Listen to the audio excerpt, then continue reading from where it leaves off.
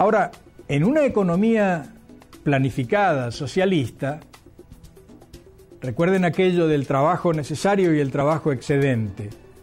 Esa división continúa existiendo. No es que el trabajador en una economía socialista planificada se queda con la totalidad de su trabajo. La gran diferencia es que, en primer lugar, su porción de trabajo necesario será mayor y estará en condiciones de satisfacer todas sus necesidades.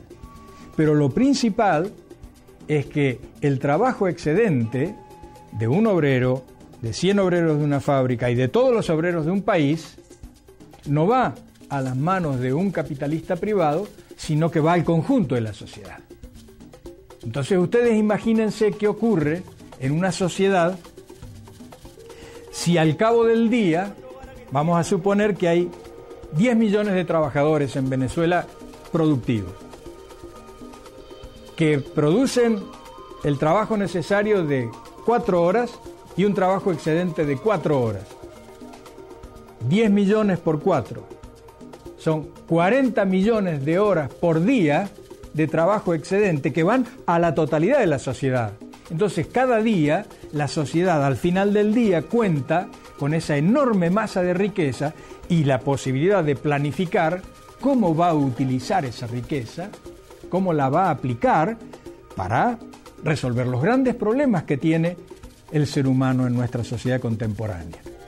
El problema de la alimentación, en primer lugar, de la vivienda adecuada, de la educación, de la salud, de la atención sanitaria, del placer, las distintas formas del placer, la cultura, bueno, todas estas cosas que hoy no pueden ser satisfechas sencillamente porque esa masa extraordinaria de riquezas, yo dije 40 millones de horas por día, calculemos cuántas horas por mes, cuántas horas por año.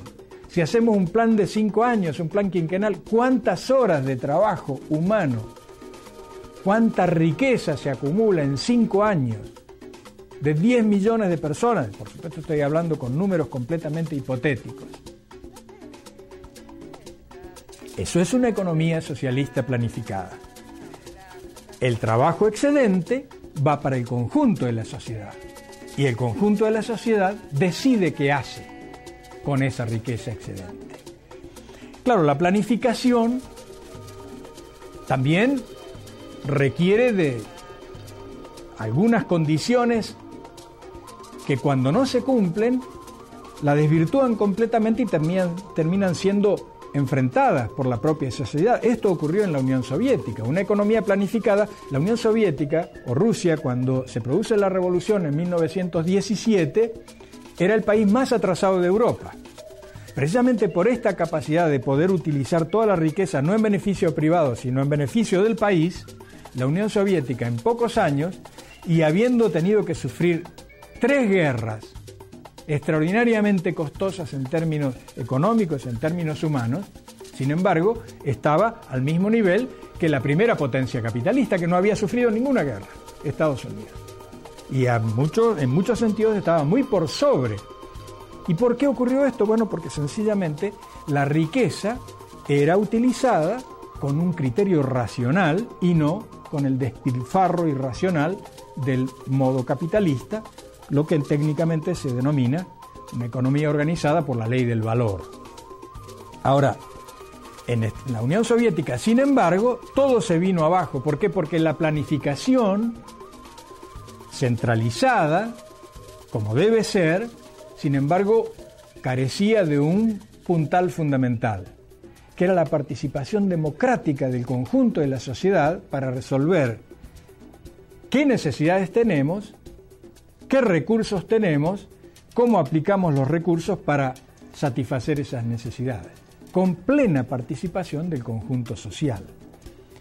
Entonces, si falta ese factor, la planificación centralizada se convierte en algo que resuelve muchísimos problemas básicos de la sociedad, pero no alcanza para satisfacer las necesidades, sobre todo aquella necesidad esencial del ser humano, que es la libertad profunda, la libertad verdadera. Yo les decía que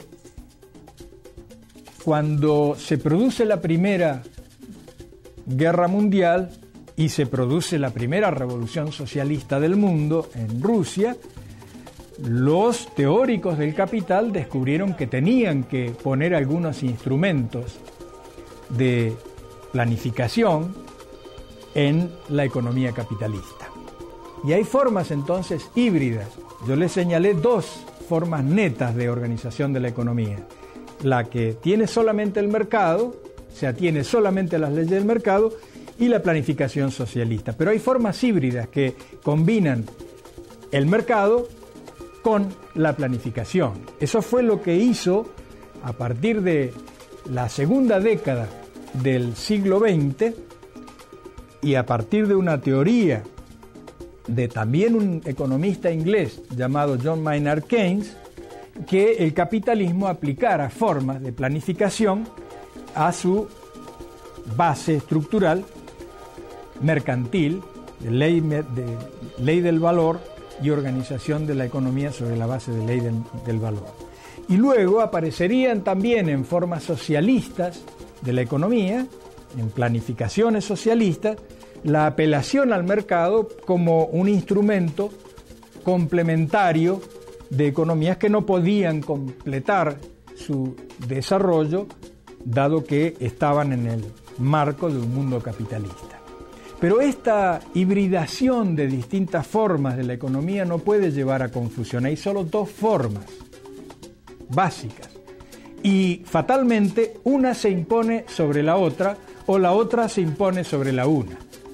Si en una economía planificada la introducción de la ley del valor, hablando técnicamente, o del mercado, hablando más cotidianamente, en una economía planificada, el mercado no se mantiene estrictamente en los parámetros que le impone la mayoría, la hegemonía económica y la voluntad política del gobierno y de la sociedad para que el mercado no invada la planificación, bueno, pues terminará venciéndola.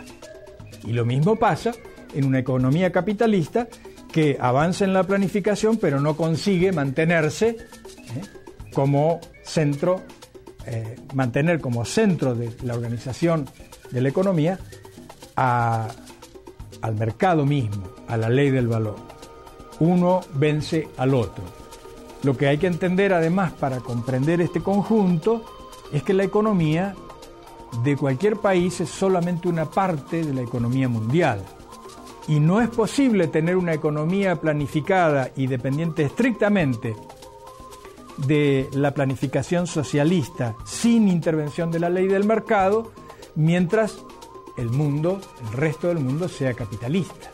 Toda esa dificultad plantea desafíos enormes que solamente puede resolver la inteligencia de los que estudian, de los que analizan, pero sobre todo la inteligencia del conjunto de la masa popular y trabajadora organizada y consciente de a dónde quiere llegar. Cuando el pueblo se reúne, despierta un gigante hermoso y hace retumbar la tierra y tiemblan los poderosos. La, la, la, la, la, la, la, la, la, la, la, la, la, la.